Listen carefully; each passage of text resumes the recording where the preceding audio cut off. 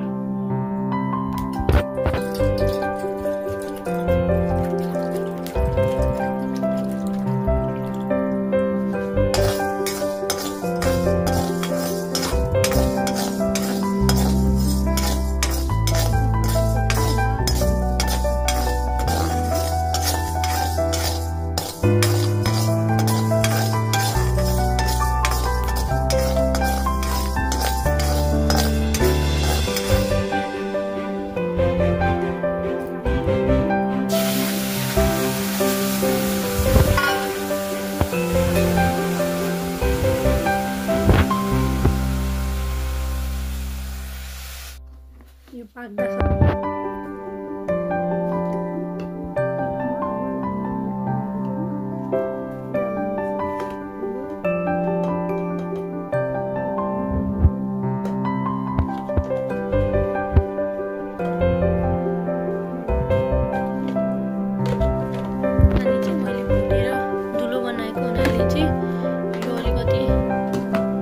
रातो देखिए छैन हैन, भुटेर धुलो बनाएको हुनाले साथीहरु अब यसमा पानी राखेर मजाले यसलाई चलाएर मजाले यसको ब्याटर तयार गर्ने।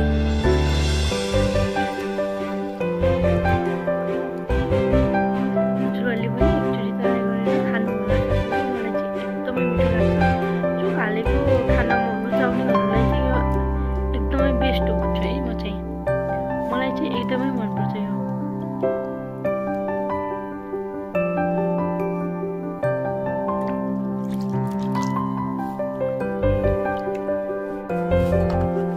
अघि किन तयार गरेर राखेको मासको पिठोमा चाहिँ म अलिकति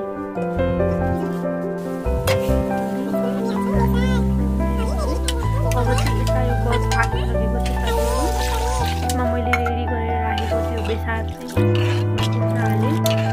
मजाले चलाइदिनु चलाएन भने डल्ला हुन्छ।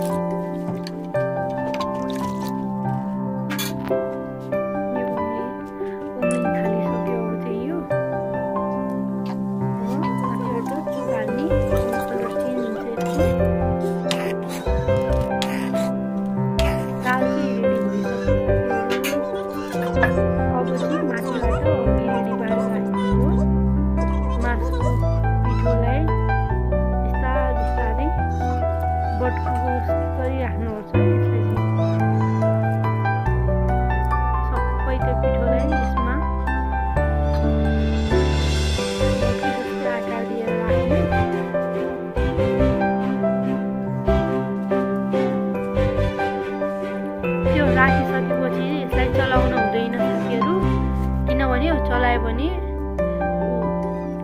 छरिन्छ पुरै। त्यही भएर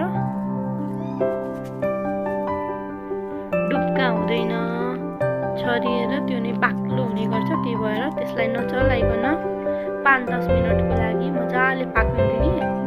लो फ्लेम ग्यास राखेर मजाले पकाउने यसलाई चाहिँ, हैन भने फेरि काँचै पनि रहन सक्छ साथीहरु।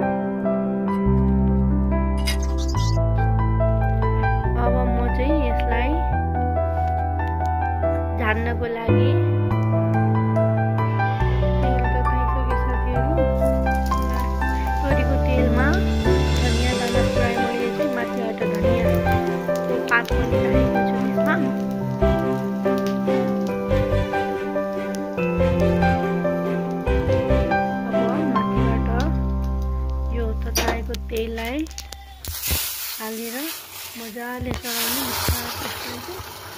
रेडी भइसक्यो मेरो गतनी डुक्का।